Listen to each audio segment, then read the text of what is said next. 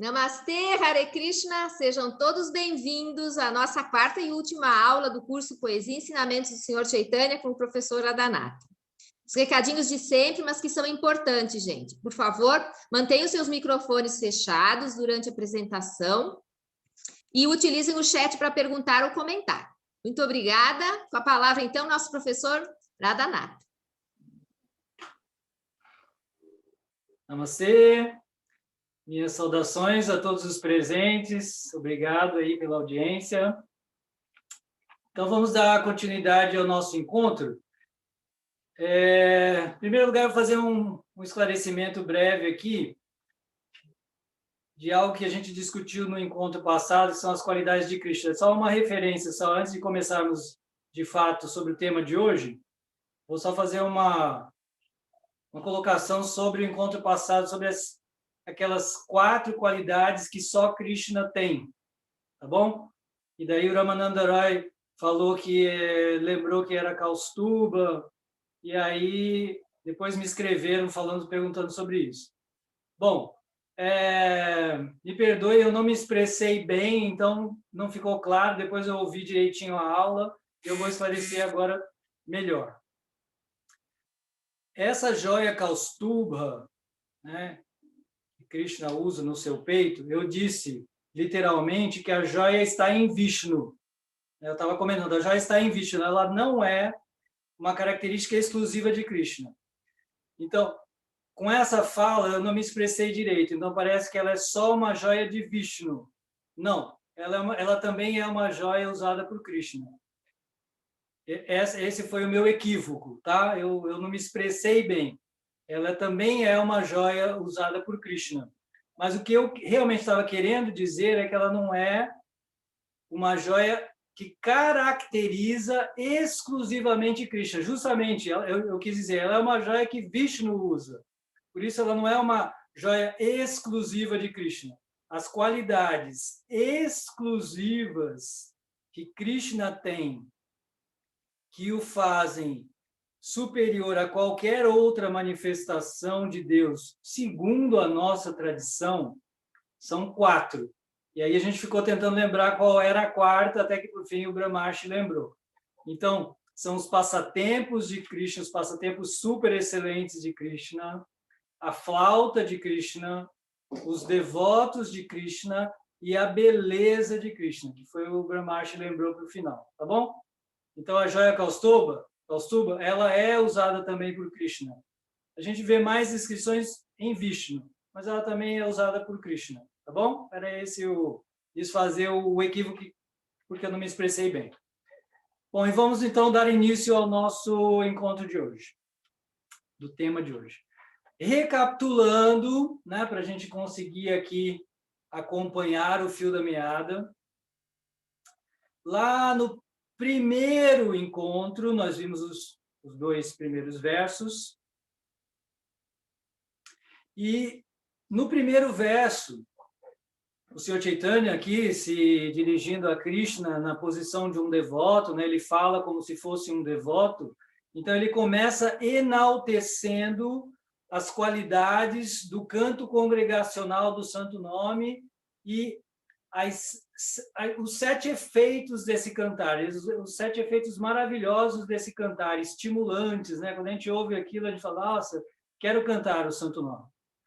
No segundo verso, ele continua enaltecendo o Santo Nome por sua bondade, por sua facilidade, pela falta de regras, mas ele revela a sua incapacidade. Mas ele fala, mas eu não consigo cantar, que é uma característica, um sintoma muito comum de todo praticante.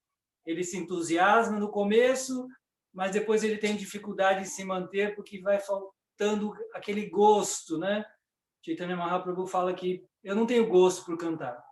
Na continuidade, a gente entende que a falta de gosto ela é decorrente de algumas deficiências, algumas qualidades que estamos precisando desenvolver. Então, é preciso ser extremamente humilde, tolerante, indulgente, né? Que são 2 significados que a palavra tem. Indulgente é aquela pessoa que perdoa os outros.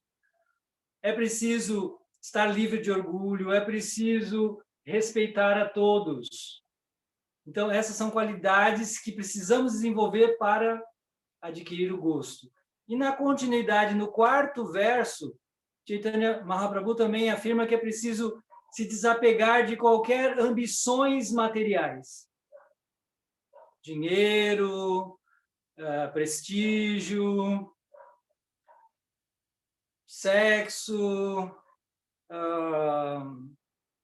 vida aristocrática, inclusive, né, os mestres comentam que precisamos nos livrar, inclusive, do desejo de libertação deste mundo.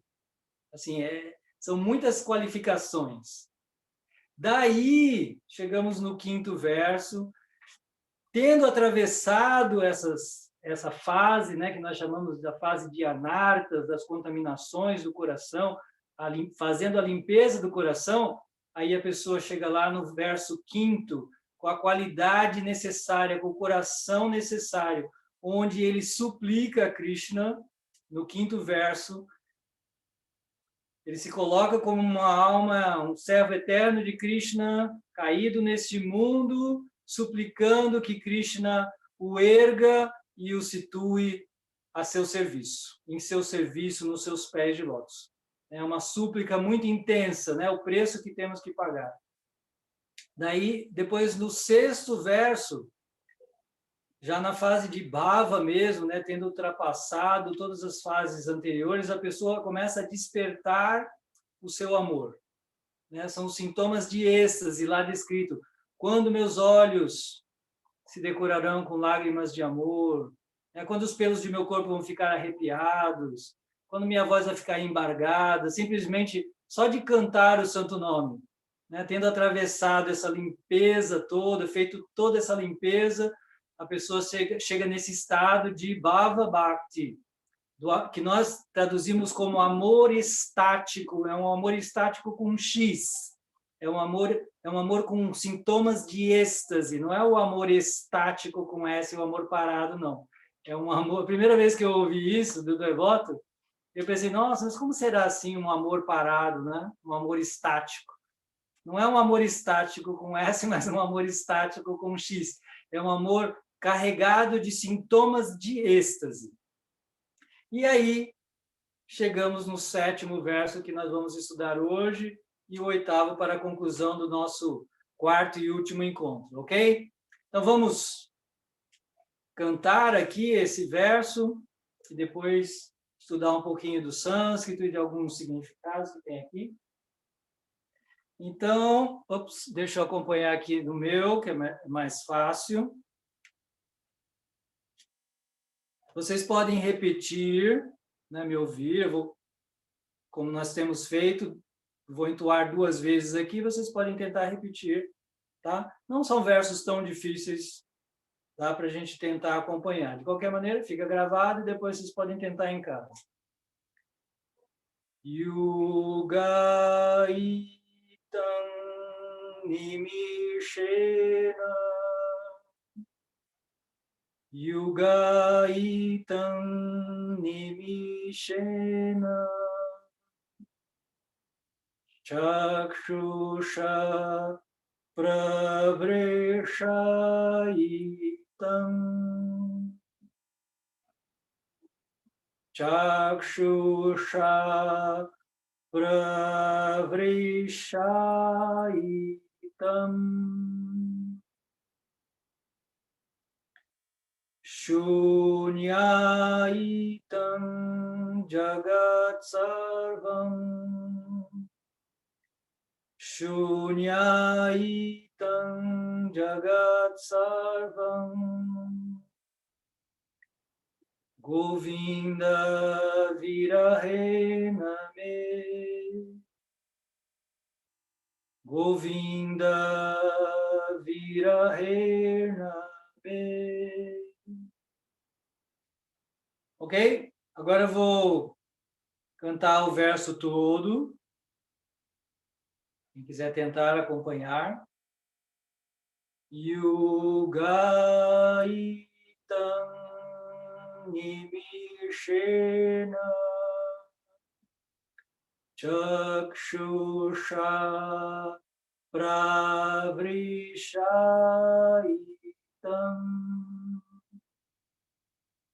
shunyaitam jagat sarvam Govinda virahena me. Ok? Espero que vocês tenham conseguido acompanhar. E agora vamos tentar aqui entender literalmente o verso.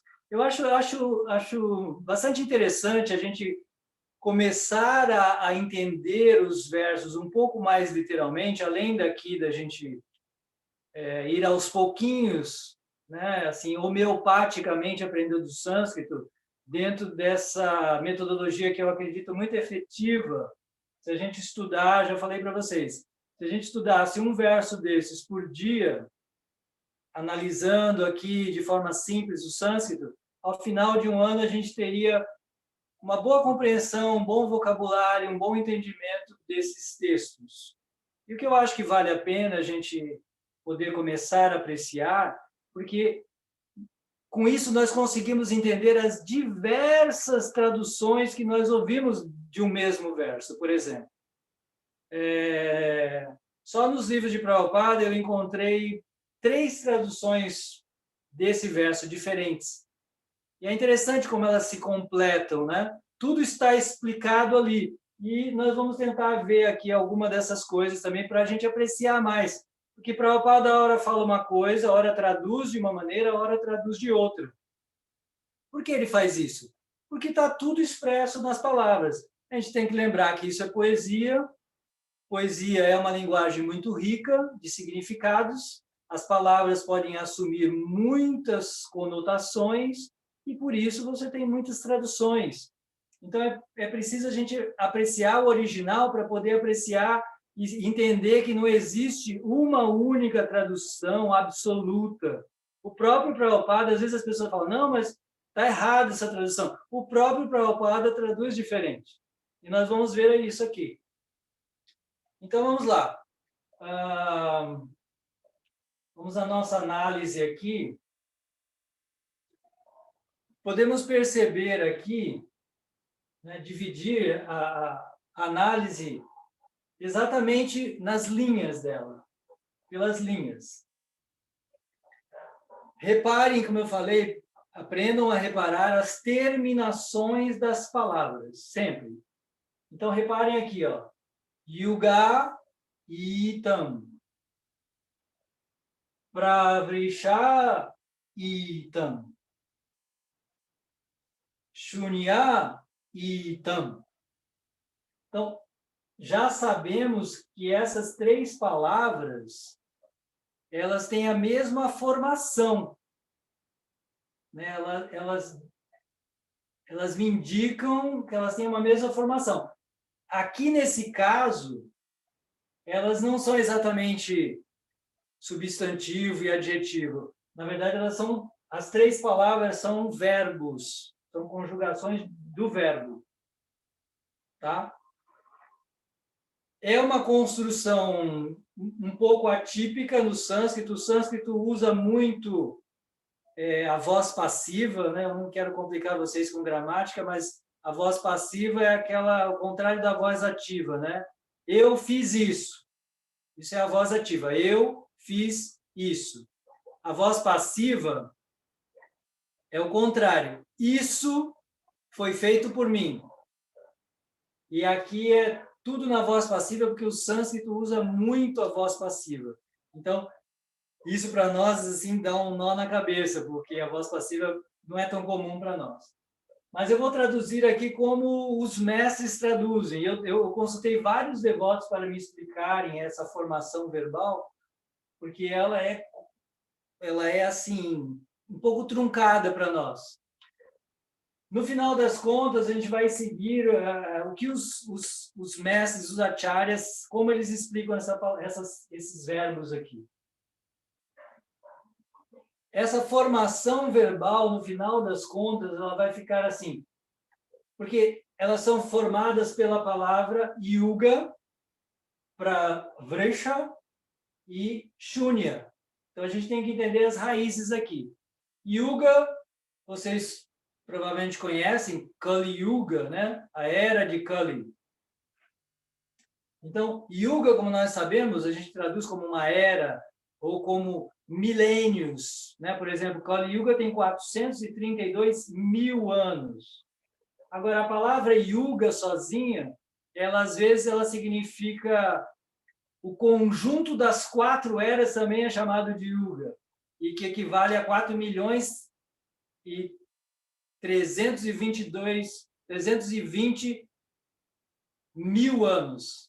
Isso é um Yuga. Pode ser um Yuga.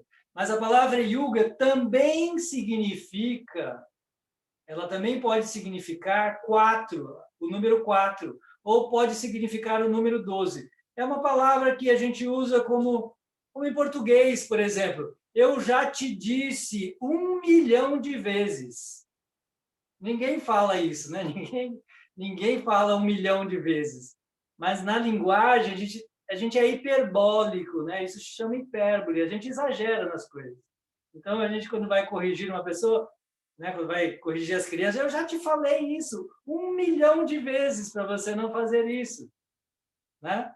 Então, a gente usa as palavras, às vezes, de forma exagerada mesmo, né?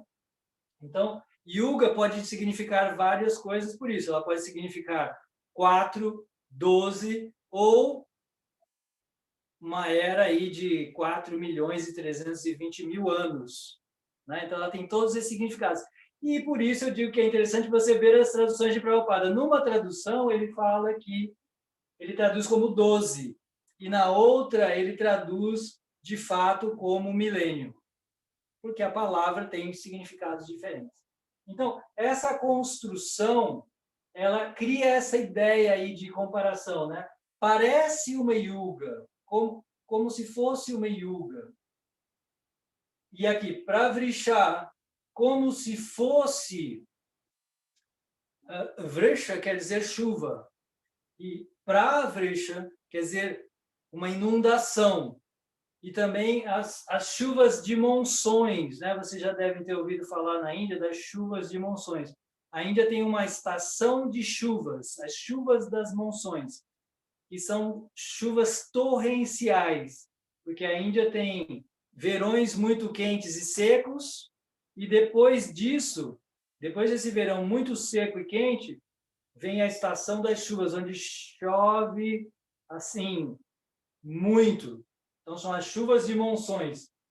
Então, Pravrisha quer dizer isso. Então, se parece, é como se fosse, faz com que fosse uma chuva de monção. E Shunya quer dizer vazio.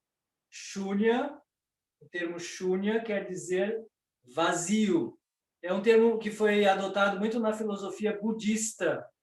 Os budistas, eles se tornaram adeptos da filosofia chamada Shunyavadi, ou seja, que advoga o vazio, né? Que advoga que ao final da existência não há nada. O que existe é o nada. Isso é a filosofia budista original. Por isso que nós cantamos, nós que somos seguidores de Prabhupada, nós dizemos que Nirvishesha Shunyavadi. Nirvishesha Shunyavadi. Vishesha quer dizer adjetivo. Nirvishesha quer dizer sem adjetivo, sem qualidades. É a filosofia impersonalista. E Shunyavadi é a filosofia nihilista dos budistas, que advogam que não existe coisa nenhuma, nem Deus, nem alma, nem coisa alguma. No final tudo se acaba em zero, em nada. Tá? Então, esse é só um dos significados aí da palavra shunya, vazio, lugar desolado, deserto, etc. Então, como faz com que fosse vazio, né? É uma construção verbal um pouquinho complexa aqui para explicar, eu nem vou entrar muito em detalhes como é que ela funciona, mas ela é uma forma, como eu falei, passiva do verbo. E aqui nós vamos vendo 3 construções aqui. Agora que eu dei um pouquinho essa ideia, vou mostrar também mais 2 semelhanças, né? Nimishena, Aqui, ó, Nimishena vira rena. Olha só. Tem aparecido em vários versos, desde os nossos outros encontros em sânscrito, várias palavras que terminam com ena. Tá? Quando se termina com ena, quer dizer com ou por. Né? Nós vamos traduzir pela preposição com ou por. Por exemplo, eu já disse isso no encontro passado. Se eu disser Krishnena, eu digo, isso significa com Krishna ou por Krishna. Então, aqui, Nimishena vira rena. E, bom, essas são as semelhanças que eu digo para vocês sempre começarem a se acostumar a analisar. Analisem a terminação das palavras. E existe também o A longo, que quer dizer a mesma coisa. Chakshusha, ou Nimishena, numa palavra masculina ou neutra, esse caso termina com ena. Numa palavra feminina, termina com A longo, mas quer dizer a mesma coisa, com ou por. Ok? Então, é assim. Então, ele vai dizer o seguinte. Devido a, com ou por, pela saudade, pela separação, viraha. Viraha quer dizer separação, ou essa belíssima palavra em português, saudade. Pela separação ou pela saudade de Govinda. Lembre-se que a gente lê a palavra composta em sânscrito de trás para frente, né? Pela saudade de Govinda, pela saudade de Govinda. Diferentes acharyas deram diferentes traduções para esse me aqui. Normalmente o me é minha, ou seja, pela minha saudade de Govinda, né? Esse seria o significado mais comum. Alguns traduziram como para mim, mas me parece mais fácil da gente entender que seja pela minha saudade de Govinda. Jagat. Jagat é o mundo, o universo. Por exemplo, Jagannath. Jagannath, o Senhor do universo. A gente adora essa forma de Krishna chamada Jagannath, o Senhor do universo. Então, Jagat significa universo. E Sarvam, palavra que aparece muito, né, significa todo. Então, todo o mundo, todo o universo é como que vazio, é como que deserto, é como que desolado. Devido à minha saudade de Govinda, né? Eu sentindo saudade, em virtude da minha saudade de Govinda, o mundo inteiro, o universo inteiro é como que vazio. Continuando, a mesma ideia, né? Em virtude da minha saudade de Govinda, pelos meus olhos, Chakshusha, pelos olhos,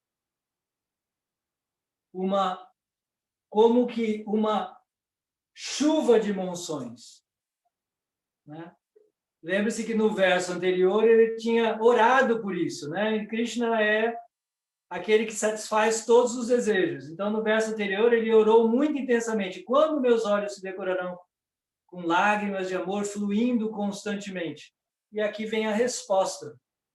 A resposta está aqui. Seus olhos ficaram repletos, como eu falei, não é de pouca lágrima não, né? Tudo é bem hiperbólico aqui. E de fato, quando o Senhor Chaitanya chorava, né, as descrições da biografia dele, que nós encontramos na sua biografia, os livros descrevem assim, que as lágrimas jorravam dos olhos dele, de tanta lágrima, que as lágrimas jorravam de seus olhos. Existe até uma história muito bonita aqui, só fazendo um apêndice. O Senhor Chaitanya, ele tinha um Bhagavatam E toda vez, lembre-se que naquela época não tinha muitos livros, então cópias de livros era uma coisa rara, então ele tinha uma cópia do Bhagavatam. E toda vez que ele lia o Bhagavatam, ele chorava tanto que com o tempo as páginas começaram a manchar. E aí depois ele deu, antes de partir, ele deu esse livro a Gadadhara, né, um associado íntimo dele, um servo íntimo dele. Ele deu o seu Bhagavatam para Gadadhara, e Gadadhara, só de pegar o livro, né, e ver as páginas manchadas com as lágrimas do Senhor Chaitanya, ele próprio também chorava sobre o livro e não conseguia ler o livro. E depois, quando ele tinha sido o único, ele era o maior orador do Bhagavatam da época, pós-Chaitanya, né? Então, as pessoas queriam estudar com ele. Então, Narottama, quando foi estudar, né, ele se dirigiu até ele para estudar com ele e pediu para ele ensinar o Bhagavatam. Ele falou, não posso ensinar porque o Bhagavatam está todo manchado, não dá mais para ler. Então, você precisa me arrumar uma cópia. Me arruma uma cópia para poder dar aula. Aí, Narottama Dasa sai em busca de uma cópia e, nesse ínterim, quando ele volta, o próprio Gadadhara tinha partido.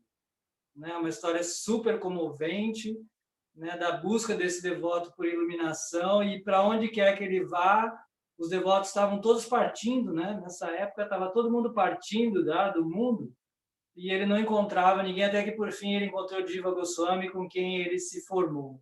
É uma história muito bonita.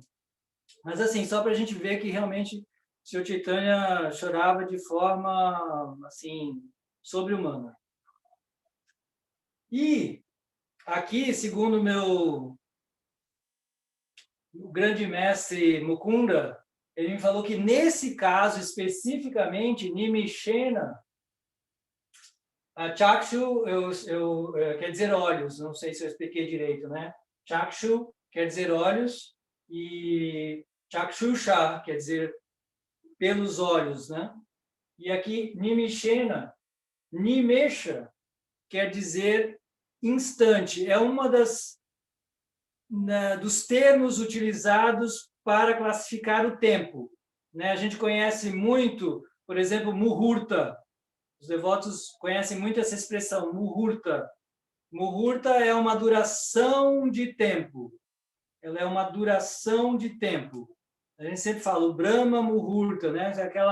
Aquele tempo antes do sol nascer. Então, Muhurta é o nome de uma das divisões do tempo. Como em português, eu tenho segundo, décimos de segundo, minuto, hora, dia, mês, semana, etc. Em sânscrito também você tem muitos termos para isso, isso está lá no terceiro canto do Bhagavatam. Nimesha é exatamente, literalmente, ao pé da letra, um nimesha é meio segundo. Um nimesha é meio segundo. Então, aqui ele diz que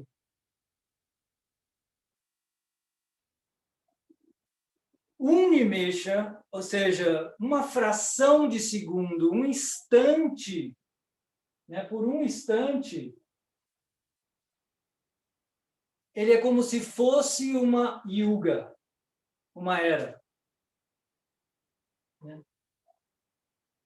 O passar de um instante, para quem está sentindo saudade de Govinda, um instante, que é meio segundo, literalmente, dura um milênio.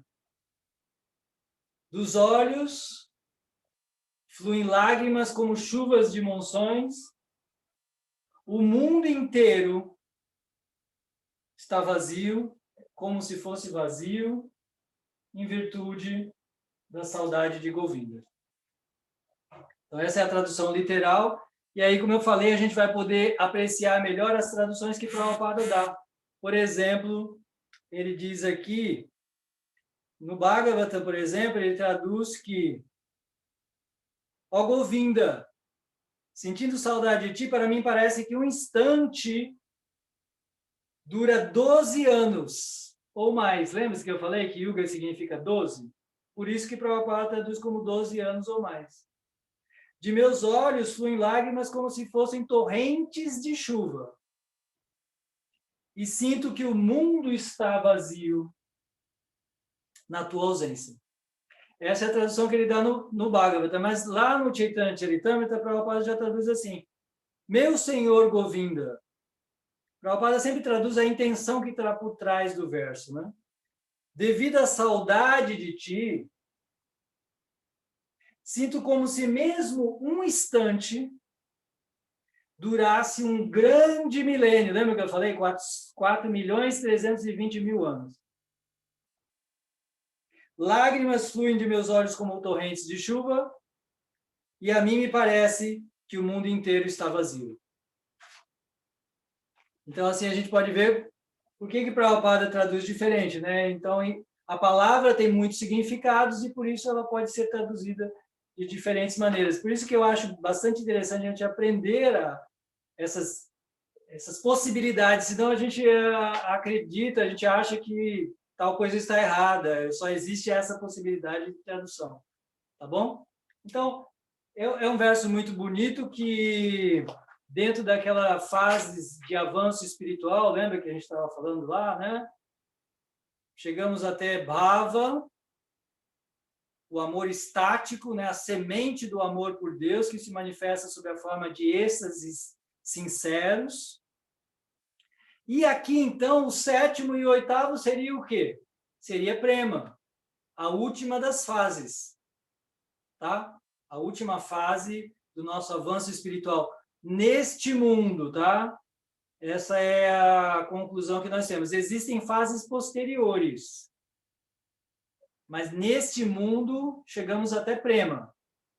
No mundo espiritual ainda tem outras fases, mas o máximo que nós podemos chegar com esse corpo é a fase de Prema. Foi muito bonito, uma vez eu assisti um curso do Néctar de Devoção, e esse tema foi levantado, né? Sobre Prema, e se é possível você permanecer nesse corpo e por quanto tempo você consegue. A conclusão que a gente repara é que quando os devotos, pelo que a gente lê nas escrituras, né? Quando se chega à fase de Prema, é muito difícil que a pessoa consiga se manter neste mundo. Chaitanya Mahaprabhu mesmo falava isso. Chaitanya Mahaprabhu diz: só uma pessoa que não tem amor por Krishna consegue continuar vivendo. Porque quem tem amor por Krishna não consegue mais viver sem a companhia de Krishna. Porque tá vendo como são os sentimentos desse devoto que tem prema? Um instante é um milênio. Ela jorra lágrimas como chuva de monções e o universo inteiro fica vazio. São sentimentos tão intensos que quando a gente lê a biografia do Sr. Chaitanya, por exemplo, o Sr. Chaitanya ficava tão tomado de êxtase que era incontrolável. E a gente pode ver isso nas descrições de vários devotos e até de outras tradições também. Se você fizer um estudo comparativo, se você gosta de religião comparada, se você estudar os êxtases de São Francisco, por exemplo, quando ele se determina a alcançar o amor por Deus e ele larga tudo, inclusive a própria instituição que tinha sido criada, né? Nem sei se pode dizer que foi o próprio São Francisco que criou a instituição, mas quando ele larga aquela própria instituição que ele cuidava e se retira para a floresta, né? E vai morar numa floresta acompanhado apenas de um servo lá, um servo que dava alguma assistência para ele fica, isso segundo a biografia verdadeira dele, né? Não pelo filme hollywoodiano, mas na biografia verdadeira dele, ele se determinou, né? Ele fez um voto determinado de que ele só ficaria satisfeito quando Deus respondesse às suas súplicas. Antes disso, ele não ficaria satisfeito. Então, de certa maneira, ele ficava entoando um mantra constante, né? Para quem é italiano, a turma aí do sul, né? Ele ficava, eu acho que é como um mantra, ele ficava parlame, parlame, né? Os italianos aí devem entender. Quer dizer, fala comigo, fala comigo, fala comigo. Ele entrou nesse lembra-se, como no verso anterior, né? Que o devoto ele quer atingir, ele quer tanto atingir aquele amor, aquele encontro. E São Francisco ele ficava tomado desse desejo intenso e ficava orando intensamente. Parla-me, parla-me. E ele disse que ele, enquanto Deus não respondesse, dali ele não sairia.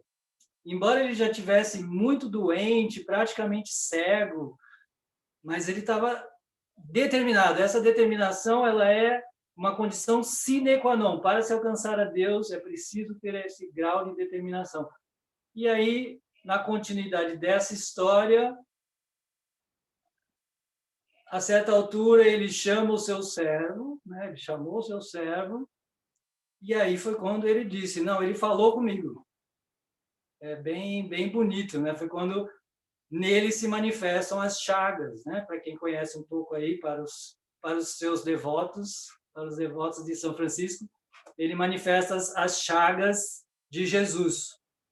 E ele diz que ele tinha, né? Deus tinha respondido para ele, porque e aí a Clara, que é a sua, assim, sua discípula, né? E nós diríamos assim, um associado íntimo de São Francisco, ela diz que ele alcançou o verdadeiro amor, porque o verdadeiro amor significa você assumir a dor do amado para si. Muito linda essa história. Não é por acaso que Francisco, né, São Francisco aí para os devotos, ele é considerado como o alter ego de Jesus, né, aquele que atingiu o mais alto grau dos ensinamentos de Jesus, porque não existe nada comparado com ele mesmo na tradição cristã. Mas lá na Índia nós temos Chaitanya Mahaprabhu. Os êxtases de Chaitanya Mahaprabhu estão nesses mais altos nível também. Então, Chaitanya Mahaprabhu ficava totalmente tomado de êxtase, né? Desse êxtase da separação, que ele é praticamente intolerável, né? Por isso se diz que quem alcança a fase de prema não fica muito tempo nesse mundo, quando a pessoa alcança, porque o mundo não dá mais, não dá mais. O amor por Krishna, ele é tão intenso que esse corpo passa a ser...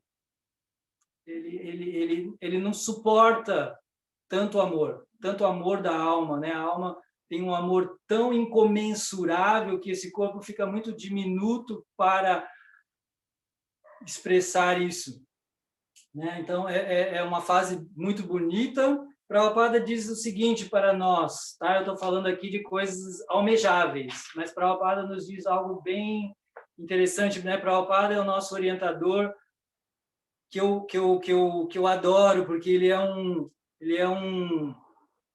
um místico completamente autocontrolado, né? Assim, ele se manteve sempre com seu autocontrole, porque para liderar pessoas neófitas, você não pode ficar fazendo manifestações de amor místico. O próprio Chaitanya Mahaprabhu só manifestava esses êxtases para 2 devotos.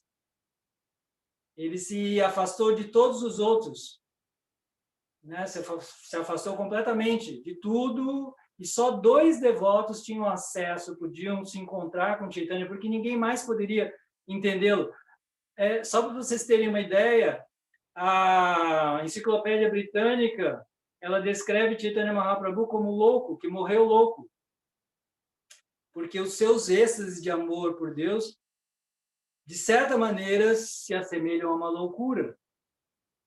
A Enciclopédia Britânica descreve assim, um grande santo indiano, etc., que morreu louco, porque não era possível entender esses êxtases. E Prabhupada, como está lidando com, desbravando esse mundo ocidental de pessoas neófitas como nós, ele nos dá essa orientação muito boa, especificamente sobre esse verso. Ele diz o seguinte: essa é a fase de perfeição ao cantar Hare Krishna. Essa é a fase de perfeição. é a fase de perfeição ao cantar e ao comer do fruto do amor a Deus. Quem come o fruto do amor a Deus alcança essa perfeição. Não se deve imitar essa fase artificialmente. Mas se alguém seriamente seguir os princípios e cantar Hare Krishna, esses sintomas aparecerão. Não se deve imitar isto, mas o devoto deve ansiar para que chegue este dia. Prabhupada, assim, sempre muito, como eu disse, muito comedido, sabendo com quem ele estava falando. Então, ele nos alerta. Devemos almejar por isso, não devemos imitar tal estado.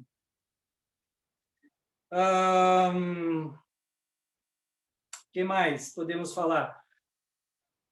É a fase de prema, certo? Eu falei para vocês. O verso anterior é a fase de bhava. A última fase, a nona fase da nossa trilha espiritual se chama prema. É o amor pleno por Deus. Agora, esse verso é chamado de Vipralamba Prema, tecnicamente. Ou seja, o amor em separação. Porque o 8º verso será o Sambhoga Prema, o amor em comunhão. Então, ambos tratam da fase de prema, mas no 7º é o amor em separação, no 8º é amor em comunhão, que nós vamos ver depois. Será o amor em comunhão.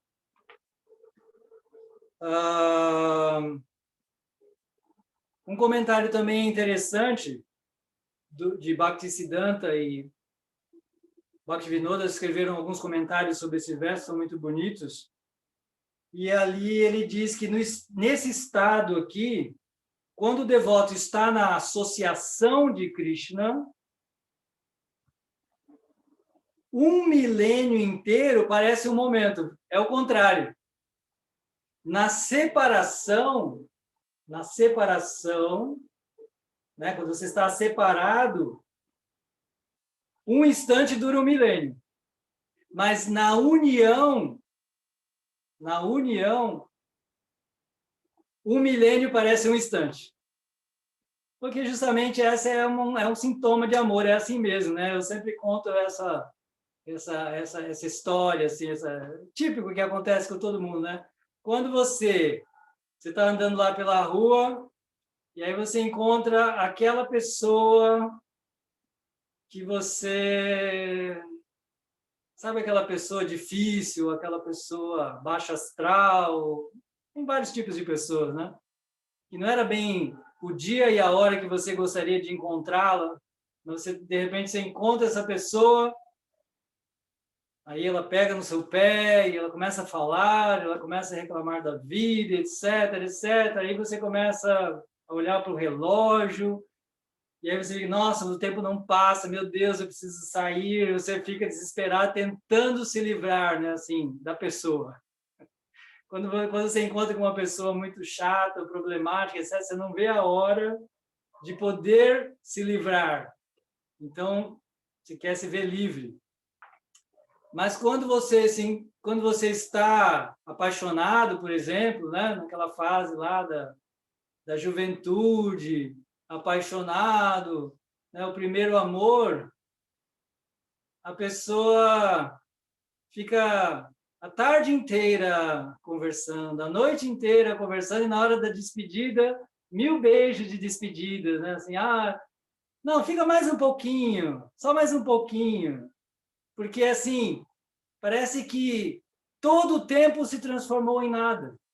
Porque é assim mesmo, né? Quando a gente não gosta de alguém, o tempo demora para passar. E quando a gente ama muito alguém, o tempo voa. Então, os comentários dos acharyas, porque esse mundo é o mundo refletido do mundo espiritual, né? Então, aqui é um reflexo de tudo que existe em substância mesmo, verdadeira no mundo espiritual. Então, o que a gente experimenta aqui é um reflexo disso. Por isso, os acharyas dizem que na companhia de Krishna, Ficar um milênio com ele é um instante. E na ausência dele, um instante é um milênio. É bem interessante porque eu tive discutindo muito isso com o Mukunda, né? Porque o Mukunda insistiu que o significado aqui é que o milênio dura um instante. Eu falei, não, o que diz aqui é que um instante dura um milênio, e não que um milênio dura um instante. Mas, na verdade, as duas ideias estão de fato aqui, pelo que os acharyas comentam, as ideias estão aqui mesmo. É isso mesmo. São simples sintomas de amor. Ok? Bom, eu acho que é isso sobre esse verso que eu posso compartilhar aqui com vocês. Se alguém tiver feito alguma colocação aí, algum comentário, qualquer coisa, antes de nós darmos continuidade. Só tem comentários, não tem perguntas. Se tiver algum comentário relevante, alguma coisa aí interessante. Não, elogios, essas coisas. Elogiando as histórias. Ok? Então, vamos dar continuidade. Tá, eu anotei aqui também algo bem interessante para a gente ver como Chaitanya Mahaprabhu fala tudo de acordo com a referência das escrituras, mas essa fala aqui de que um momento dura uma era, na verdade, ela se encontra lá no Bhagavatam também, falado pelas Gopis. As Gopis é quem primeiro falaram isso. Elas se dirigiram a Krishna dizendo que quando você vai para a floresta, para nós parece que um momento dura uma era. Então, tudo que Chaitanya Mahaprabhu fala, a gente pode encontrar apoio nas escrituras, né? Ele como um mestre perfeito, tudo que ele fala se encontra nas escrituras. Então, essa é uma fala das Gopis. As próprias Gopis falam isso, né? Que quando Krishna se afastava um pouco delas, elas sentiam como se fosse um milênio. Ok? Vamos para o próximo, então? Podemos? Sim. O oitavo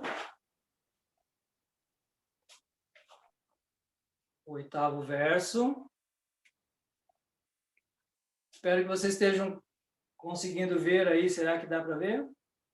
Bom, de qualquer maneira, vocês têm a apostila, vocês têm o livro, tá bom? Está na página 120 do livro e tem a apostila lá também.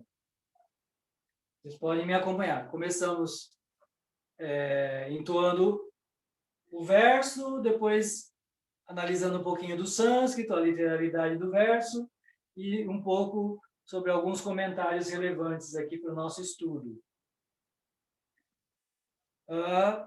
Deixa eu pegar aqui o livro para eu cantar.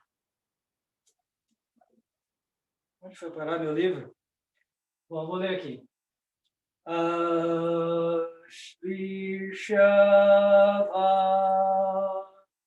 Padaratam Pinashkumam. Tá? Tudo isso aqui é a primeira linha, tá? Porque é uma linha longa, ela não cabia toda, então eu tive que dividir aqui, tá bom? Esse verso ele é um pouco longo. Então podem acompanhar aqui. Ashlishava Padaratam Pinashtumam.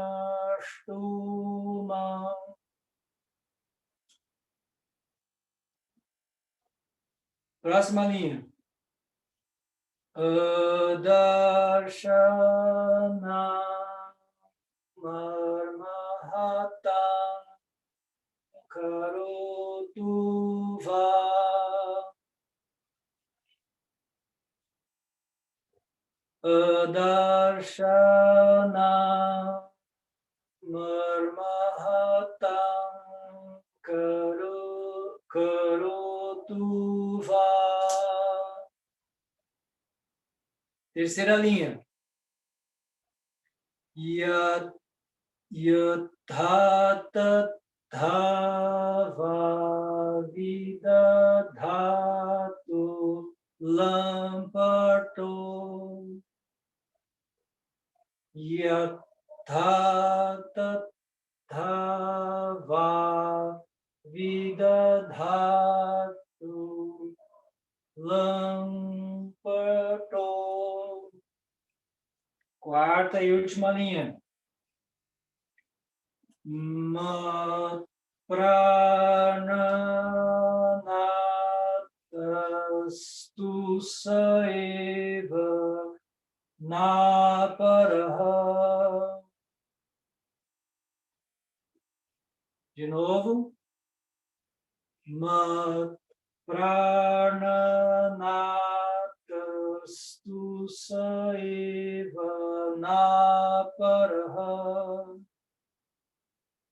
Ok? Estou tentando aqui sempre fazer aquelas diferenças entre A aberto e A fechado. Para nós, aqui brasileiros, eu diria das nossas maiores dificuldades na pronúncia da língua sânscrita.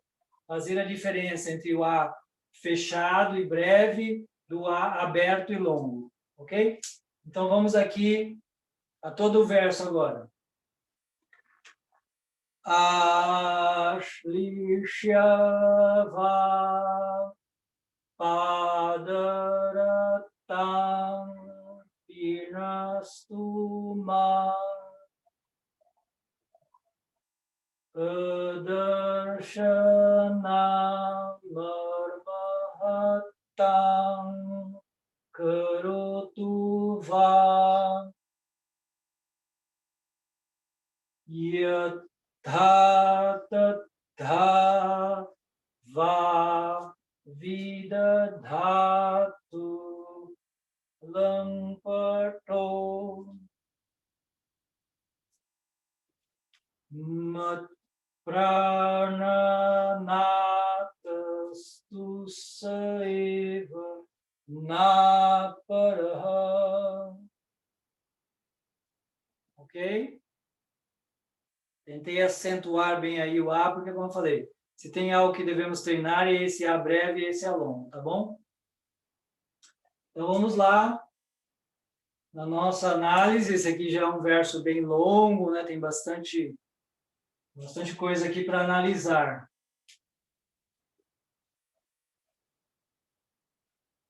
Então, vamos por partes, né? Claro, fica mais fácil assim. Como eu falei, comecem a analisar as terminações, né? É sempre interessante isso, comece a perceber isso, né? Como as palavras terminam. Palavras que se repetem, palavras que têm terminações semelhantes. Então, vamos nessa análise aqui. Então, aqui temos a Slisha, não tem nada, acho que muito parecido com essa.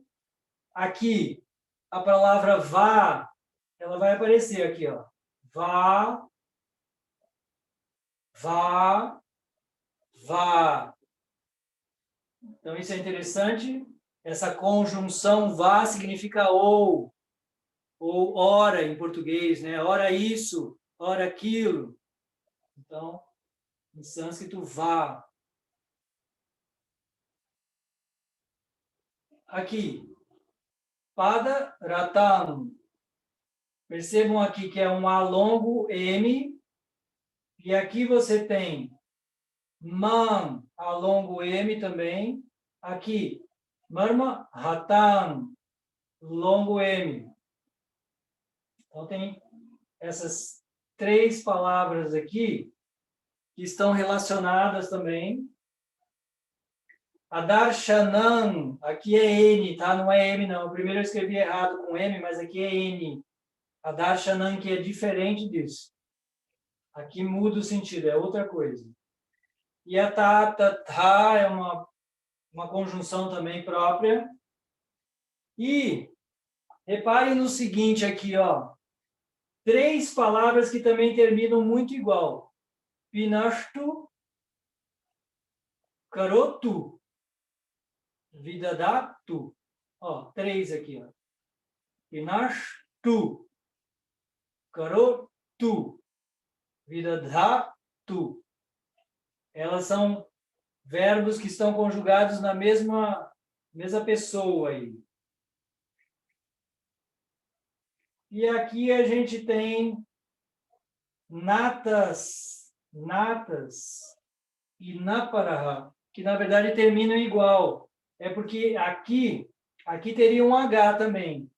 A palavra original é nataha. Nataha é H. Só que toda vez que um H é seguido de T, ele se transforma em S. É uma regra absoluta do sânscrito. Por isso é muito comum você ver S antes de T, porque eles, por uma regrinha de eufonia, de som agradável, né? Para o som ficar agradável, isso acontece sempre em sânscrito, sempre que existe um H. Como, por exemplo, eu já dei aqui no outro curso de sânscrito, eu apresentei um caso bem típico. Namaste. Namaha, T. Só que quando Namaha é seguido de T, ele vira S, aí vira Namaste. É bem o caso aqui. Nataha, tu. O original é Nataha, tu. Mas quando ele se encontra, ele vira Natas, tu. É regrinha, é regra eufônica, para deixar agradável para o ouvido. Mas o que eu quero dizer é que essa palavra, Nataha, está relacionada com essa Naparaha. Elas terminam iguais. Como eu falei, isso aí vai nos ajudando a entender as palavras, assim, e começar a destrinchar o sânscrito. Então, o que acontece aqui?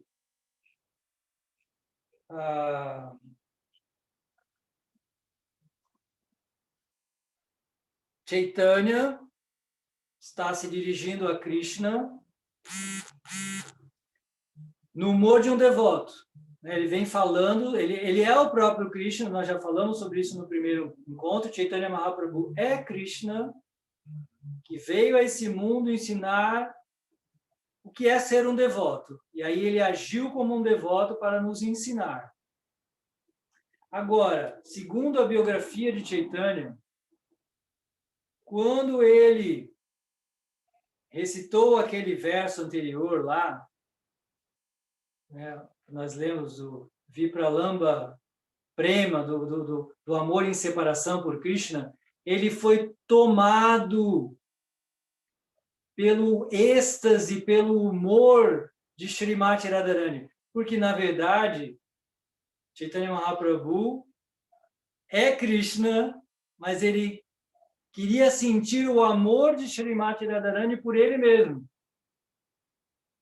Então, Krishna veio com o sentimento de Srimati Radharani, que é a maior de todas as devotas.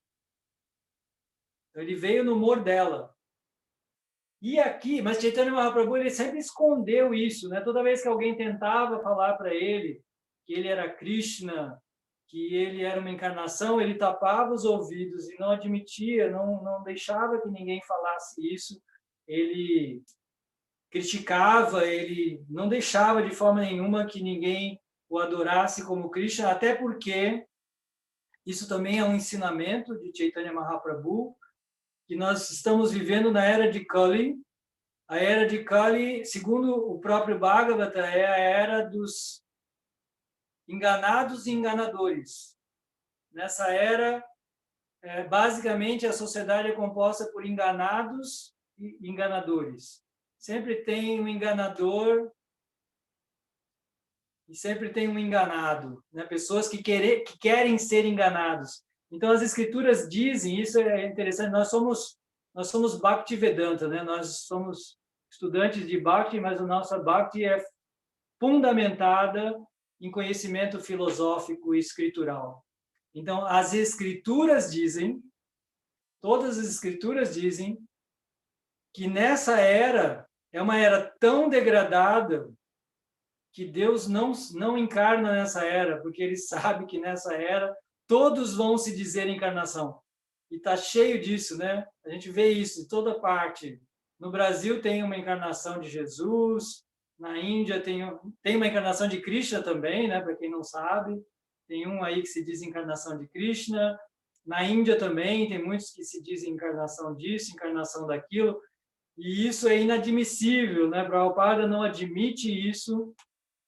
Nessa era, está escrito nas Escrituras que Deus nem vem, porque já sabe que nessa era todo mundo vai se dizer encarnação. Então, quando Krishna mesmo veio, ele veio disfarçado e nunca aceitou ser adorado como Deus. Ele sempre se escondeu disso e não manifestou isso, porque as pessoas nessa era elas são ingênuas, são tolas mesmo e são facilmente enganados por essas diversas encarnações falsas, né? Prabhupada é muito duro quanto a isso.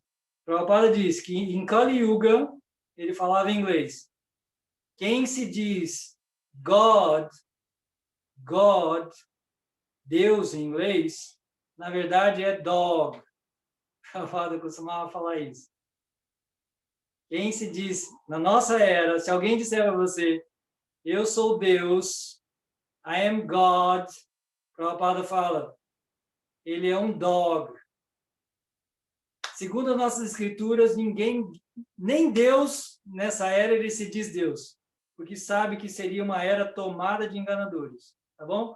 Eu acho importante alertar vocês sobre isso, porque está cheio de enganadores, inclusive até hoje. Apesar de saber tudo isso. Então, é importante que nossa escola se diferencie das demais, porque está cheia de escolas aí que adoram falsas encarnações. Então, a nossa escola tem que ser bem fundamentada e enfática nessa questão. Então, aqui, Chaitanya está se dirigindo a Krishna, e aí ele foi tomado. Lembra que lá naquele sentimento de separação, ele foi tomado pelo amor, pelo humor, pelo êxtase, pela lembrança de Srimati Radharani. Ele passou, segundo a biografia fala que antes desse verso, quando a biografia vai descrever esse verso, ele fala que Chaitanya Mahaprabhu começou a falar como se fosse Srimati Radharani para as gopis. Chaitanya começa a falar como se fosse Radha falando com as gopis. Então, esse verso, na verdade, é Radha, é Chaitanya como Radha falando para as gopis. Tanto é que aqui, você pode observar aqui, o verbo aqui, esse verbo ele está no particípio passado, né? Particípio passado em português pode ser cantado, cantada, cantados, cantadas, né? Então o verbo pode ser no masculino, feminino, singular e plural, no particípio. E aqui ele está no particípio feminino. Então Chaitanya Mahaprabhu está falando no feminino, como Srimati Radharani mesmo. Então ele diz assim: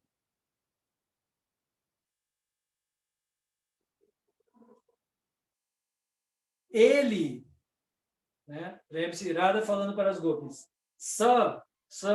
ele, Krishna, de certo, Eva quer dizer de certo. O tu em sânscrito aqui ele quer dizer apenas mas ele de certo, Nata, Senhor, Prana, Prana, do meu alento, do meu ar, da minha vida, né? Porque o alento é a vida. Então, Krishna, de certo, é o Senhor da minha vida, é o Senhor do meu alento. Eu só estou vivo por causa dele. Ele é o Senhor da minha vida. Eu só permaneço vivo por causa dele. Na aparaha. Ninguém mais será. Nenhum outro, né? Literalmente, não outro.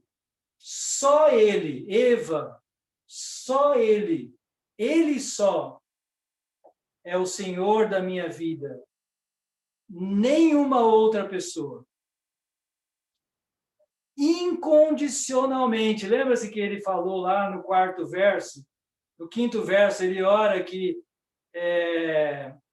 outorgue-me serviço devocional imotivado, sem nenhum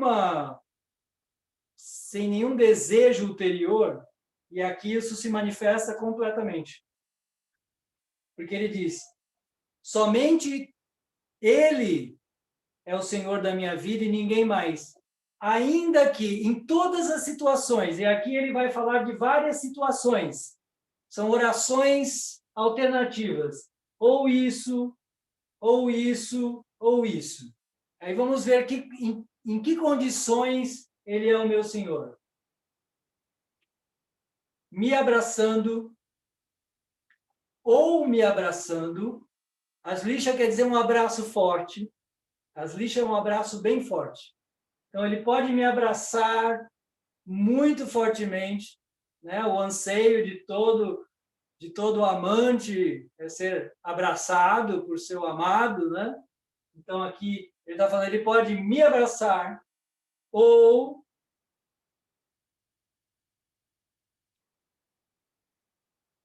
pinastu, ele pode me maltratar, a mim, ele pode que ele maltrate a mim.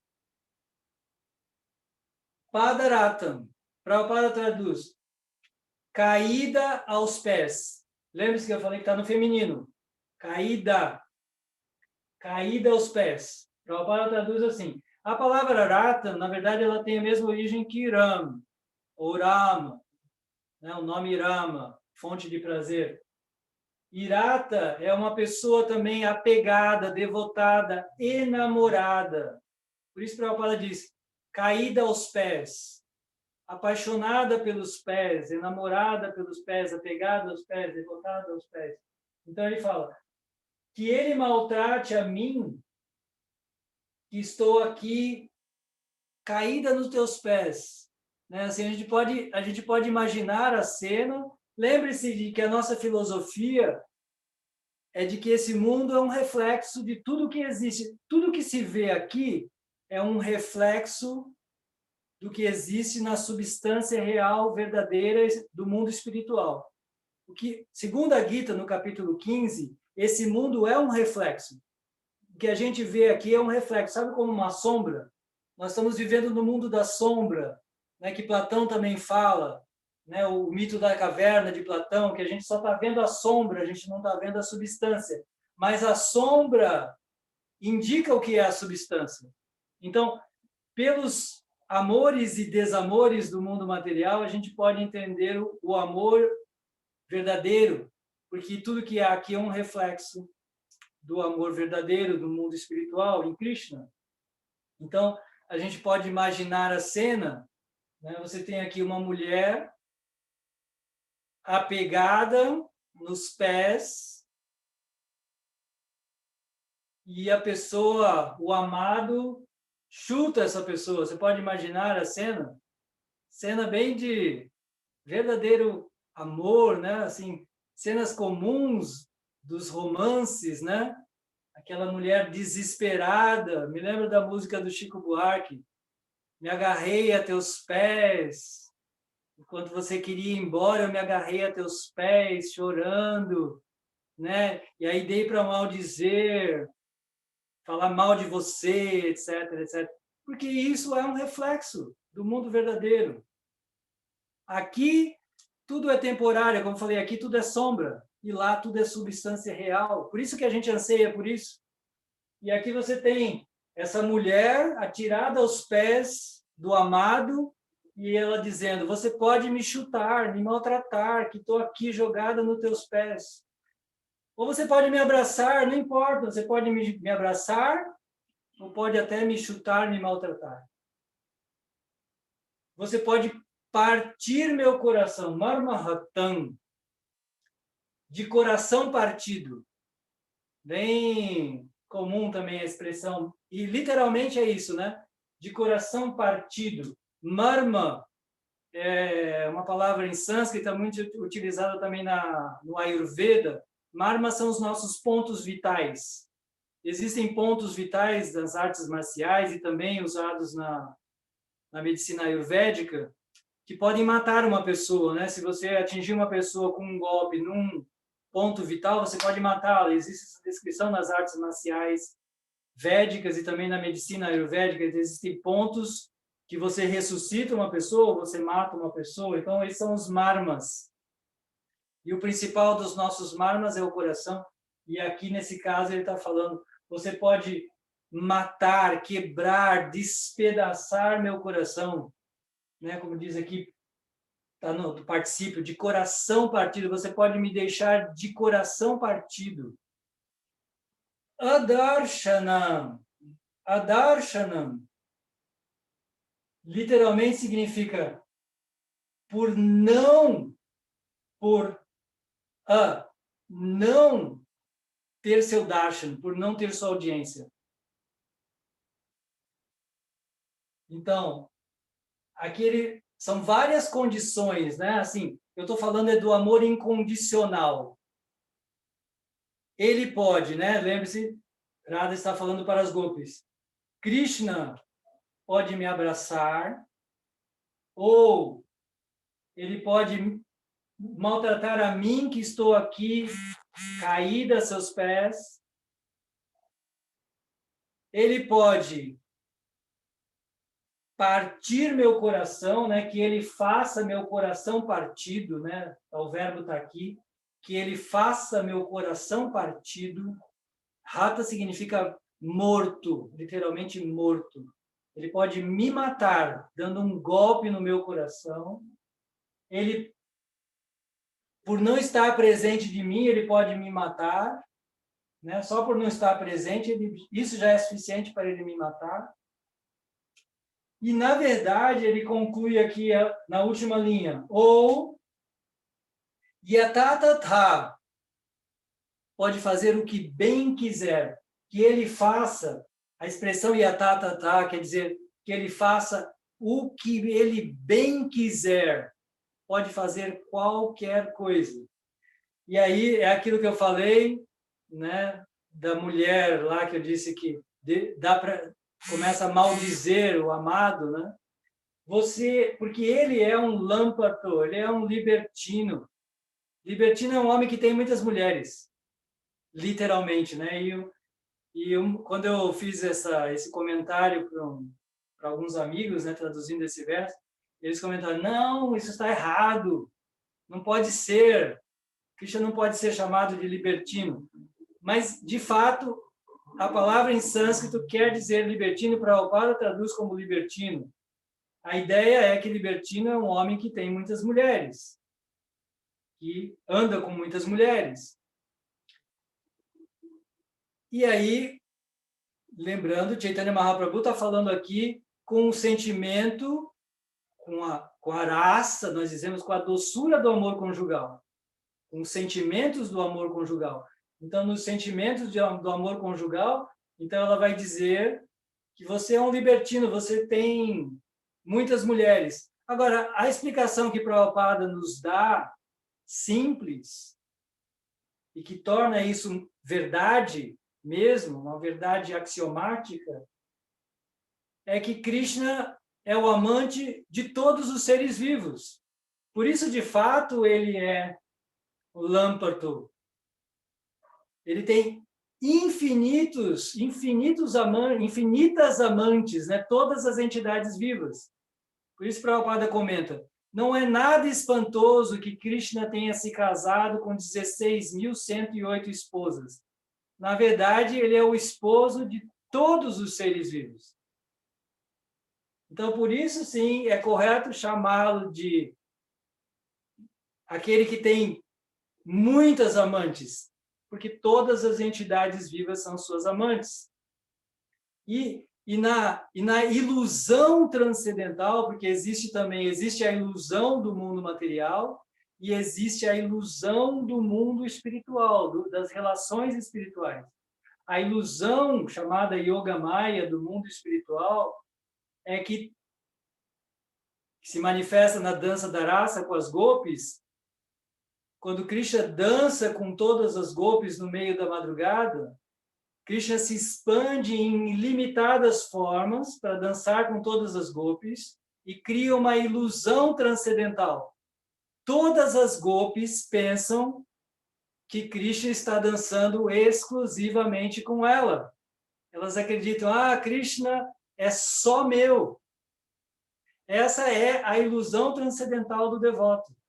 Quando o devoto atinge amor por Krishna, ele pensa: Krishna é o meu único amado. porque ele se entregou completamente a mim.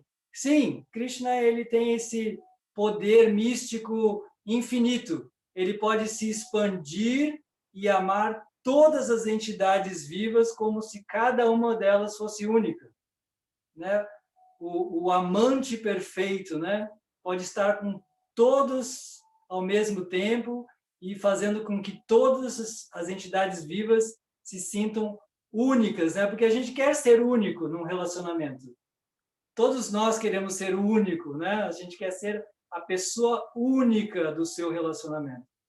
Então, Krishna nos dá essa oportunidade. Mas isso é uma ilusão transcendental, porque Krishna ele é o amante de todas as entidades vivas, então não há absolutamente nenhum erro Krishna ser chamado de libertino, aquele que tem muitas amantes, tá bom? É que fizeram essa correção uma vez para mim, assim, ficaram muito chocados.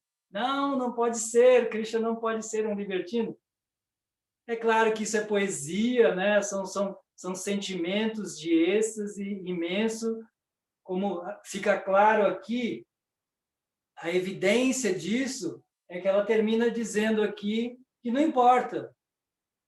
Ele pode me abraçar, ele pode me maltratar, que estou caída a seus pés, por não estar presente diante de mim, por não me dar seu darshana, ele pode partir meu coração. De fato, ele pode fazer qualquer coisa, o que ele quiser.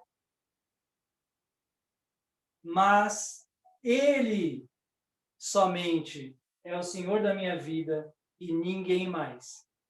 Esse é o sintoma de amor imaculado, incondicional, que, como nós lemos o comentário no verso anterior, aí Prabhupada falou, pelo qual devemos almejar.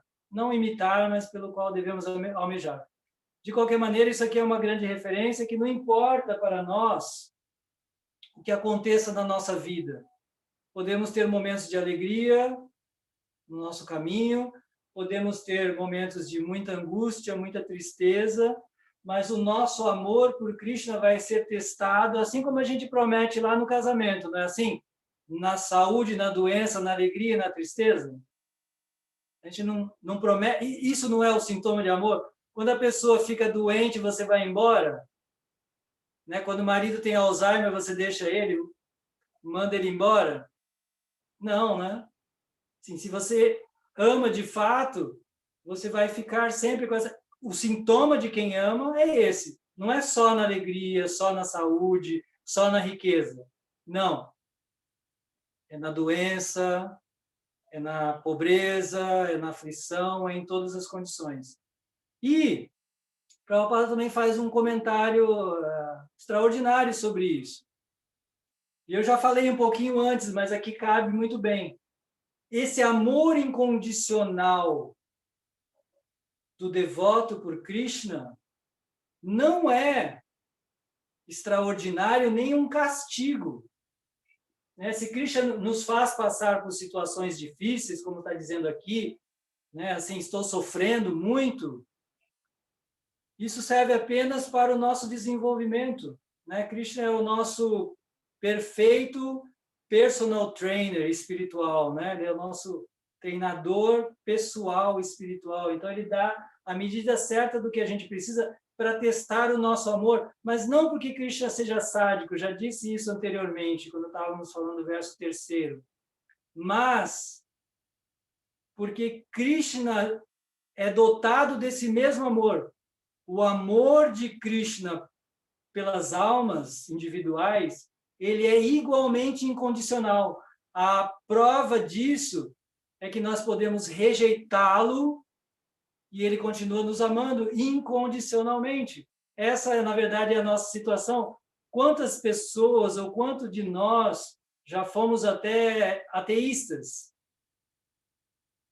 Mas o amor de Krishna por nós, ele é tão incondicional que mesmo nós maldizendo Krishna, ofendendo Krishna, negando Krishna, blasfemando Deus, ele nunca deixou de ter amor incondicional por nós e nunca nos abandonou em nenhum momento, né? Sempre esteve ao nosso lado, sempre esteve nos carregando. E é apenas isso que ele quer. Ele quer, porque nós somos assim, nós queremos amar pessoas do nosso nível, pessoas que tenham o nosso nível de amor. E Krishna está pedindo apenas isso. Ele quer devotos que o amem como ele ama. Tá? Lembrem-se disso, não é um castigo, não. Pelo contrário. E o último comentário, talvez, dos acharyas aqui sobre esse verso, é que até o querer ser abraçado por Krishna, que ele fala aqui, na verdade não fala que ele quer ser abraçado, mas ele fala, Krishna, você pode me abraçar, ou você pode me maltratar, ou pode partir meu coração, pode fazer qualquer coisa. Mas, segundo o Bhaktisiddhanta, o devoto ele nem ora por ser abraçado. Se ele fala em ser abraçado por Krishna, não é para o seu próprio prazer, mas sim para o prazer de Krishna. Quando o devoto ora por ser porque Krishna me abrace, é para ele ter prazer. Porque, na verdade, segundo Chaitanya Charitamrita, e Prabhupada segue nessa linha de interpretação, ele falou isso várias vezes, mas essa é uma citação do Chaitanya, a diferença entre amor espiritual e amor material, que em sânscrito se chama prema e kama.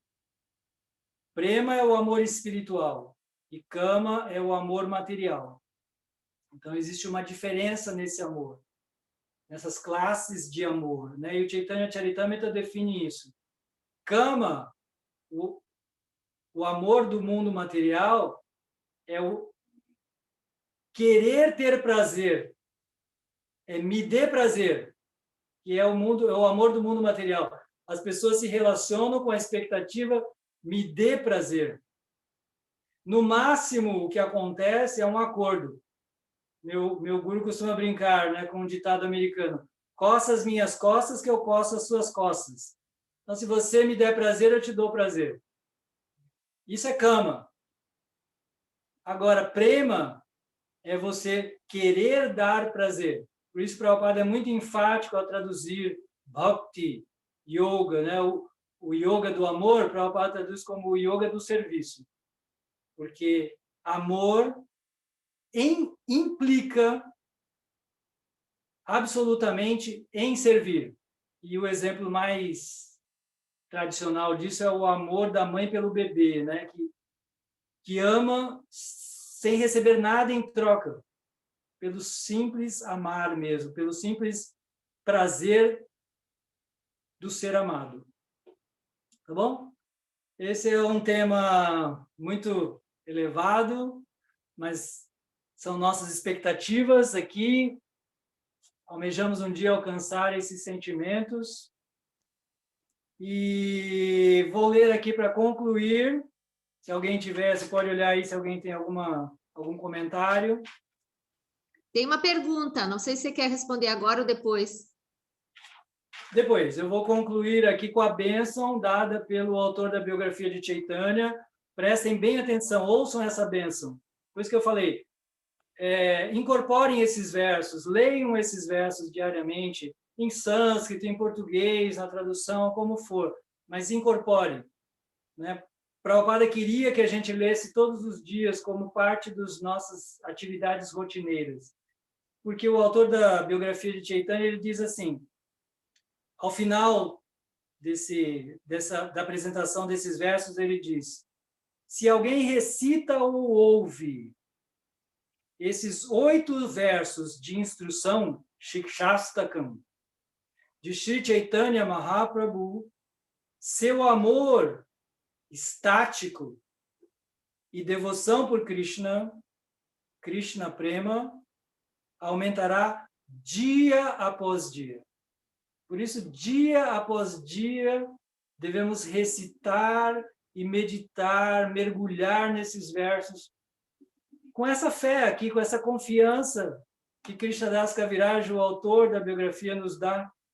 Se alguém recitar e ouvir esses 8 versos de instrução de Chaitanya Mahaprabhu, seu amor estático e devoção por Krishna, Krishna Prema, aumentará dia após dia. Tá bom? Fica a bênção aí para vocês, de Krishnadas Kaviraj.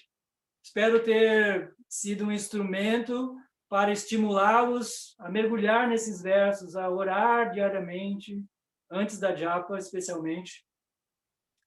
E agradeço a todos, a Yamuna, sempre pela todo esse esforço que ela faz por proporcionar esses encontros, a todos vocês que estão aqui presentes, aqueles que adquiriram o livro, pelo que me consta, chegou para todos, espero que vocês estejam aí lendo o livro também.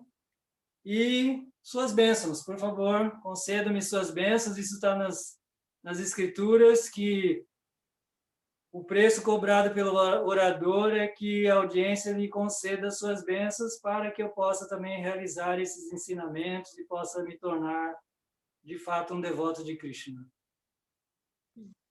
Muito obrigada, Radhanata. Muito obrigada de coração por trazer assim esses versos e esmiuçar o sânscrito dessa maneira assim tão legal. Obrigada mesmo.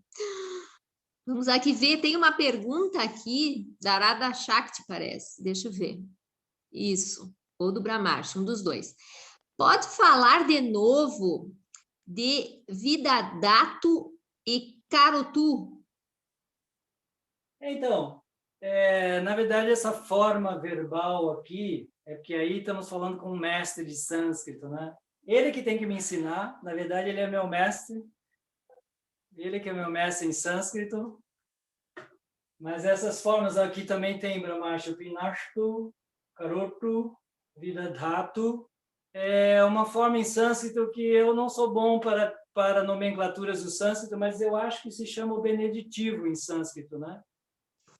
Que ele maltrate, a gente traduz assim, que ele maltrate, que ele faça, que ele faça.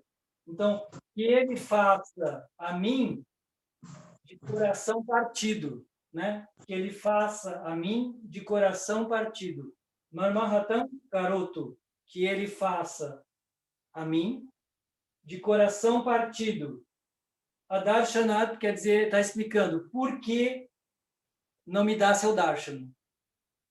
E que ele faça qualquer coisa, pode fazer qualquer coisa. A tal ponto que na biografia do Sr. Chaitanya, ele continua, depois Chaitanya Mahaprabhu, ele começa a explicar, Chaitanya Mahaprabhu, ele mesmo explicou o que significa essas palavras, e aí ele começa a falar com o sentimento de Radharani, e ele fala, se Krishna quiser uma amante, eu trago para ele. Qualquer coisa, o que ele quiser. Até se ele quiser uma amante, eu vou lá e trago ela à força para ele. Então, significa qualquer coisa. Como eu disse, para nós, o nosso voto de amor é esse, na alegria, na tristeza, na saúde, na doença, na riqueza e na pobreza. Se a gente ficar assim até o final dessa vida, sempre com Krishna e com mais ninguém, temos a garantia dos grandes mestres, dos grandes acharyas, que Krishna vai se entregar a nós também. Temos essa garantia. Radhanata, tem mais uma pergunta aqui do Ramananda. Fala assim, poderia, por favor, explanar um pouco mais sobre o esforço e loba do devoto e a graça de Krishna? Falamos um pouquinho sobre isso anteriormente, né? Mas a gente pode recapitular aqui brevemente. O preço que nós temos que pagar, o único preço que nós temos que pagar é esse loba que ele falou, é essa cobiça, esse anseio, né? Que eu citei aqui, São Francisco de Assis, né? Que ansiou intensamente pelo amor de Jesus.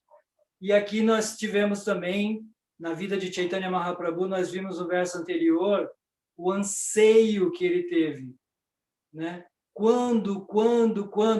Isso se torna tão desesperador, essa fase lá de anseio, quando meus olhos se decorarão com lágrimas de amor. Esse é o preço. Segundo os acharyas, esse é o único preço. Não é o que nós compramos para Krishna, não é um templo que a gente constrói para Krishna, não é um castelo que a gente dá para Krishna. Na verdade, o que se pode dar para aquela pessoa que é dona do universo? Não tem nada que possa ser dado a essa pessoa, né? Na verdade, isso aí é uma manifestação ínfima, uma demonstração ínfima do nosso amor, assim como uma criança pede dinheiro, né, para sua mãe para comprar o presente, né, para dar um pente para o pai, né? Assim acontece isso no Dia dos Pais, né, na escola. A criança vai lá, pede o dinheiro para a mãe para comprar um pente para dar para o pai. O pai é o dono de todo o dinheiro, né? Então é com o próprio dinheiro do pai que ele dá um presente para o pai. E na verdade a única coisa que se dá é o amor, né? Mais nada. Manifesto através de elementos. Que estamos no mundo material, então, sim, oferecemos os elementos a Krishna, mas os elementos já são de Krishna. Então, não são coisas materiais que compram Krishna. Ah, eu construí um castelo, um templo magnífico. Isso não é suficiente. É suficiente que a pessoa anseie intensamente pelo amor de Krishna.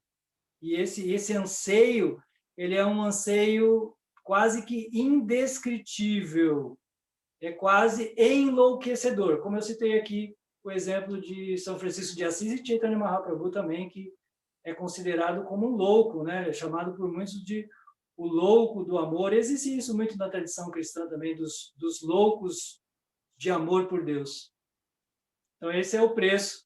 E com esse preço virá a graça de Krishna. Na verdade, então, já falamos também sobre isso, né? Há pouco que podemos fazer para conquistar Krishna, porque, na verdade, é Krishna quem está fazendo tudo. Segundo o Bhagavatam, quem limpa o nosso coração, a gente está muito ansioso, né, de limpar os anartas do coração. Mas, segundo o Bhagavatam, quem limpa os anartas do coração é o próprio Krishna. Krishna, satisfeito com a atitude do devoto, ele limpa o coração. Né? Se diz que pela pessoa ter o desejo diário de ouvir sobre Krishna, isso diz o Bhagavatam, Krishna fica enternecido com o tempo. É claro que a gente conquista uma pessoa com o tempo. Ninguém conquista uma pessoa com uma demonstração efêmera de amor. É muito fácil, né? Hoje em dia está em moda, em português virou moda também, dizer eu te amo, como se fala em inglês. Os ingleses, em inglês se usa muito casualmente, I love you. E agora isso pegou moda no Brasil, né? Dizer eu te amo. Mas assim, é muito efêmero, né? Como eu falei, teste do amor é dado ao longo da vida, com o tempo. Quem vai ficar com Krishna até o final? Na alegria, na tristeza, na saúde, na doença. O difícil é na doença. Quem vai ficar com Krishna na doença? Quem vai ficar com Krishna na pobreza? Quem vai ficar com Krishna na tristeza? Aí sim, esse é o teste. É pouca coisa. É uma vidinha que passa num piscar de olhos dentro da eternidade. Ok? Então, vamos lá. Alguma outra coisa? Alguma outra colocação? Renata, tem várias mensagens aqui expressando a apreciação, agradecimento por essas aulas maravilhosas. E tem mais uma pergunta aqui do Yuri, tá? Ele agradece e depois ele fala assim... se for possível responder, as palavras com terminações iguais estão ligadas em direção ao sentido dos versos? É a partir dessas terminações que consigo observar a costura da leitura? Agradeço. Sim, é uma dica que eu dou, exatamente. Yuri, é essa dica que eu estou dando para vocês. Para você começar a aprender o sânscrito, então observe duas coisas, né? Você vai começar a observar os elementos essenciais das palavras, né? Os elementos essenciais, pada, por exemplo, né? Quer dizer, vai aprendendo, você tem que ir adquirindo vocabulário. Mas pensa o seguinte, se você aprender uma só palavra por dia, uma só por dia, em um ano são 365. Então, basta uma palavra. Em 5 anos, você vai ter um vocabulário básico de uma língua. Se você aprender uma palavra só por dia. E em sânscrito isso é muito mais fácil, porque não é como o português, que você tem palavras de muitas origens. O sânscrito, ele não tem muitas origens, ele é a sua própria origem. Então, as palavras, de modo geral, elas não têm muitos, que nem português, né? Eu tenho a palavra cinto com C, cinto com S, é muito complexo, muito difícil. Em sânscrito, não. Pelas raízes das palavras, você vai matando muitas charadas. Então, primeira coisa, tentar adquirir vocabulário, que pode ser simples assim. Para nós que estamos determinados aqui, ficamos agora determinados a nos tornar devotos de Krishna por toda a vida. Então, o que é 1 ano, 2 anos, 3, 4, 5, 10? Daqui a pouco já passou esse tempo. Esse tempo passa muito rápido. Não perca o tempo, aproveita hoje. Hoje aprende uma palavra. E assim, em 5 anos, você vai estar sabendo sânscrito. Então, a primeira coisa, adquirir vocabulário. E a segunda coisa, para começar a entender a gramática, sem nem ter estudado muito de gramática, como eu falei, como as crianças que falam uma língua sem saber uma regra de gramática, comece a observar como as palavras se comportam, né? Como elas terminam. Ah, olha só, tu. Aí você vai reparar, olha, eu lembro que naquele caso terminava em ena, naquele caso terminava em tu, naquele caso terminava em an. A charada começa a ser decifrada aí para você. É uma dica de uma metodologia construtivista sem preocupação com gramáticas, porque eu acredito que não são todos, e normal é não gostar de gramática, tá? Existe até um verso lindo em sânscrito, só os mais desequilibrados da cabeça assim, é que gostam de gramática, tá? Mas, assim, tem um verso em sânscrito muito bonito, um verso metalinguístico. Ele diz assim, um verso criticando a própria gramática. Ele diz assim, a gramática, ela é infinita, não tem limite e muito complexa. E a nossa vida é muito efêmera. Portanto, devemos tentar entender a essência das coisas. A pessoa sábia, ela está interessada na essência. Ela não fica interessada em decorar milhões de regras gramaticais. Ela quer entender a essência aqui do amor a Krishna. A gramática, ela é apenas servo, né? Ela está a serviço dessa compreensão. Mas nosso objetivo é entender o amor por Krishna. Então, se uma pessoa entendeu o amor por Krishna e como atingi-lo, não importa se ela sabe ou não sabe gramática. Isso vai se manifestar naturalmente, de forma simples. Ok? Ok. A Marilene está falando que adora gramática. Desculpa, eu sou que nem você, assim, meio... É um chip que a gente tem na cabeça. Já nasce na cabeça, mas não quis ofendê-la, não. Assim, mas assim, não é muito comum as pessoas gostarem de gramática. Pessoal, muito obrigada de coração, tantas mensagens carinhosas e tanta apreciação. Obrigada por terem prestigiado o curso, a gente agradece muito.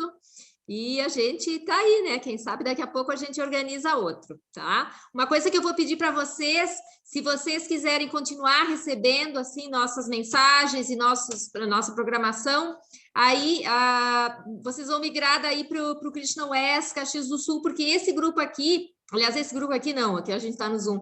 Eu vou fechar o grupo em breve, porque a gente não pode manter um monte de grupos abertos. Então, quem tiver interesse em continuar recebendo nossas comunicações, pode migrar, então, para o Krishna West Caxias do Sul. É só me avisar no grupo ou no particular, tanto faz, tá? E, por favor, salvem as aulas, tá? Porque elas vão desaparecer do Zoom, né? E aí, depois, a gente fica sem, tá? Então, é isso. Parece mensagem secreta, assim. Essa mensagem desaparecerá em 5 segundos. Sim, é algo assim mesmo. Iradanata, muito obrigada por tudo, por me dar a oportunidade também de fazer essa parceria contigo. Muito legal. Obrigada. As bênçãos, você não deu as bênçãos. Que bênção que eu vou te dar, Iradanata? Você que tem que dar bênção para mim. Hare Krishna. E as bênçãos, então, entre aspas. Pessoal, se vocês quiserem falar alguma coisa aí, só abrir os microfones. Deixa eu ver se eu consigo ver aqui alguém. Sim, você tem que ler as mensagens lindas, Eu tenho muita carinhosas. dificuldade de acessar as outras pessoas, não sei por quê, infelizmente.